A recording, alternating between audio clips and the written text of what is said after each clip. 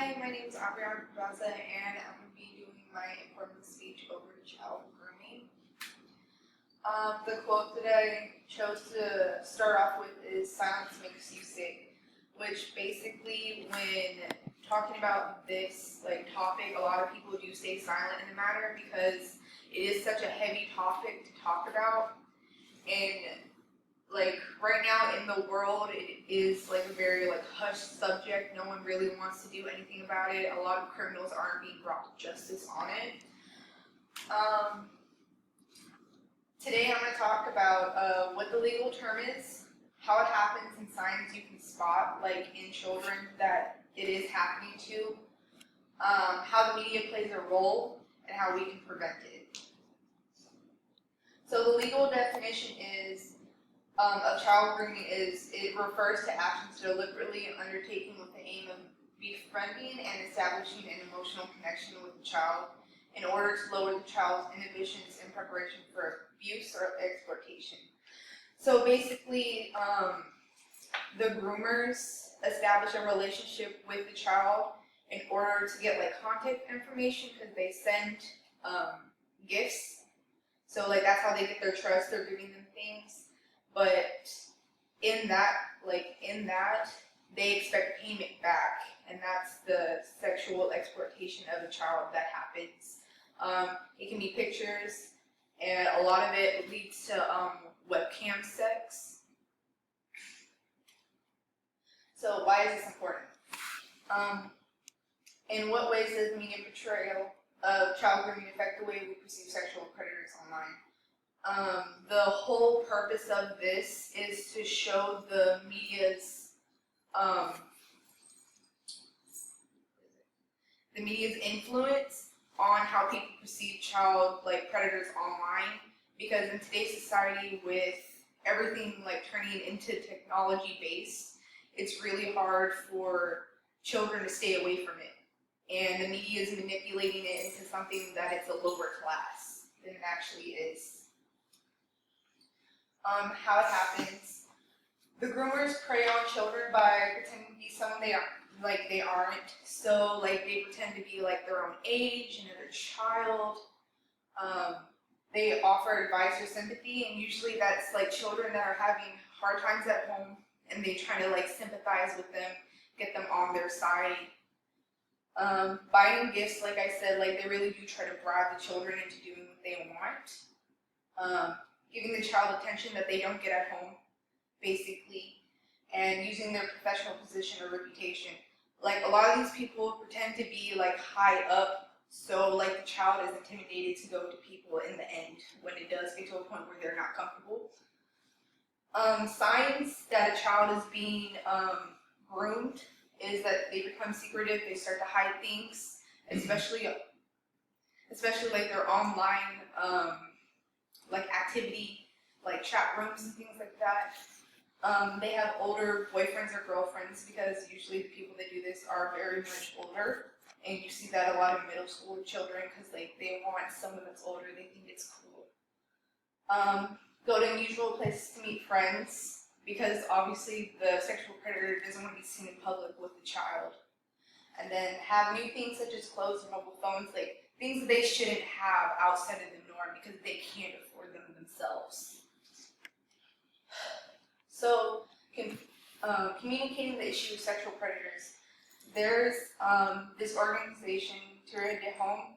They have a little girl it's a computer program, and her name is Sweetie, and they've been using her to get sexual predators online in chat rooms and things, because she's basically based in the Asian countries, because a lot of traffic does go there because it's very undeveloped in those places. It's still an active program. It's been active since 2015.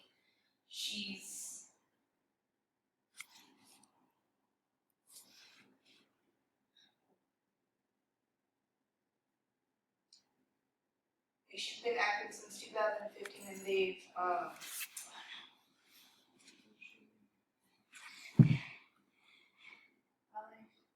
Put it on there. Okay. If you can turn around and watch it.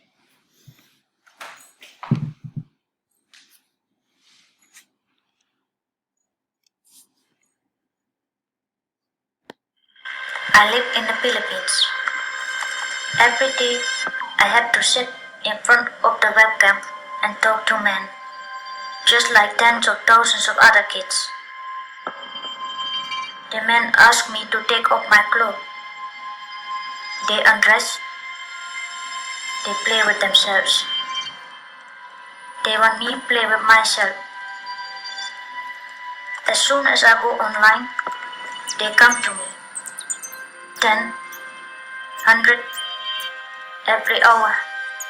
So many. But what they don't know, I'm not real. I'm a computer model, made piece by piece to track down these men who do this. We created Sweetie, a 10-year-old virtual Filipino girl, to address the pressing problem of webcam child sex tourism. In a span of 10 weeks in 19 public chat rooms, over 20,000 men contacted Sweetie. 1,000 perpetrators have been identified by Sweetie. These men came from 71 countries. Their profiles were forwarded to Interpol. Numerous arrests and convictions have taken place in countries such as Australia, Belgium, Denmark, Poland, and the United Kingdom. Every day, child sexual exploitation happens. This can also happen to your child. We are Turdezalm Netherlands, and we help stop child exploitation. So, like, the organization is based in the Netherlands. They're mostly, like, UK based and everything that they do. But, like, in, like, the videos that they, like, release of Sweetie, they make the problem, like, very prominent. It's not something that is being pushed off. There's not a song in the background to make you feel something. Like, with the ASPCA commercials, it's facts thrown in your face. This is what's happening, and this is what we're doing to stop it. And like they use the media in a correct way to like show this. They provide evidence and address the possible solution that has been proven to work, which is Sweetie. They relaunch. The relaunch was in 2015. There haven't been that many arrests made because it's hard to do it under the United Nations. Like it's really hard to actually prosecute these people. So an example of like things that you would see in like child grooming would be like your child being on a messenger and like having a conversation like this where he's saying, keep deleting our conversations, that he doesn't want people to be able to find this, to be able to implicate him. And this was actually someone in the UK that was brought to trial and arrested for this.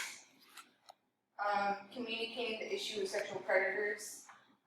Dateline worked with Perverted Justice and the Riverside County Sheriff's Department in 2011 to catch sexual predators within South Carolina. But the way that they did it really made it seem like it was more of a joke. Like, it was more to, oh, we're doing this to get them off the street, but it was for entertainment-based, like, purposes. It wasn't really to actually get them off of the street. In the article that he wrote, Chris Hansen's, like, tone and writing style made it seem like it was child's play. I think some are bad and some are ill, and some are a combination of both. Like, using simple words downplays what actually had happened to a child than actually like the forefront like problem that's actually happening. Opposing sides, the media does like Law and Order and Criminal Minds would depict real events. They like bring them into something that everyone can understand, but it's media, like it's something that shouldn't be like downplayed into these shows. These shows create the CSI effect, which basically influence American jurors in the court system to believe that like they should be getting more evidence than they actually are during trial, which like the conviction rate is very low because of it, because they feel that they're not getting what they think they should be, so the verdict comes out not guilty.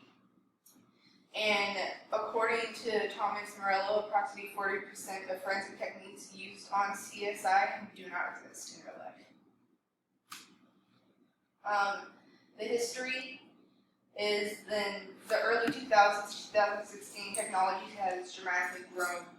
And because of like websites like Facebook and everything, like they've really opened a window to like social predators on like online work, like networking with children.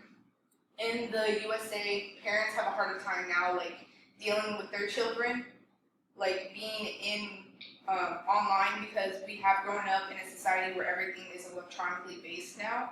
So to push your child away from that is really hard, because like we grew up with it. It's hard to not see children now grow up with it.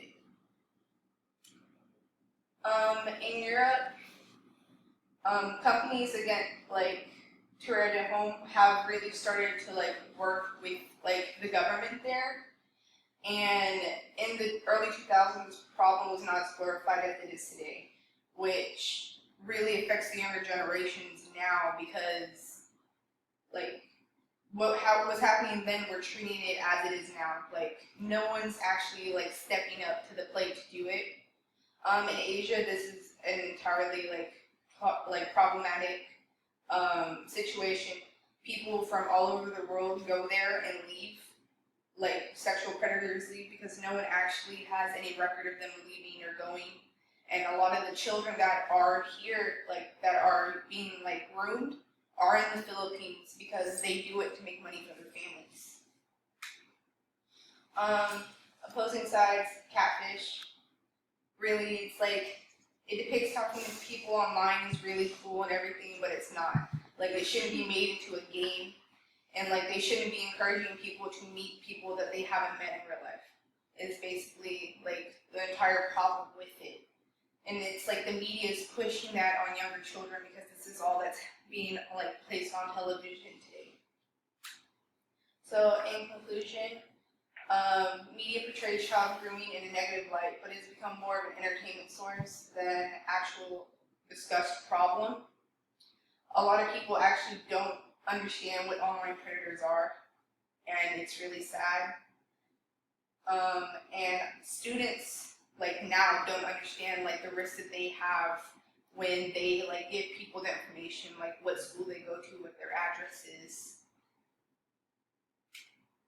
So in review, I talked about the legal term of child grooming, how it happens, and signs that you can spot, how the media plays an important role, and how we can prevent it is like we have to step up as adults, because it doesn't stop with children. Like we as adults have to be the barrier between the predators and children now. And like my last quote that I want to leave off of is, it's easier to build strong children than to repair broken men. And basically, once it's happened to a child, that's it. Like it's affected their like entire life, how they'll function in society. And so it's better to build that strong structure now and like keep it from happening, than it is to go ahead and try to fix what had already happened before like we could.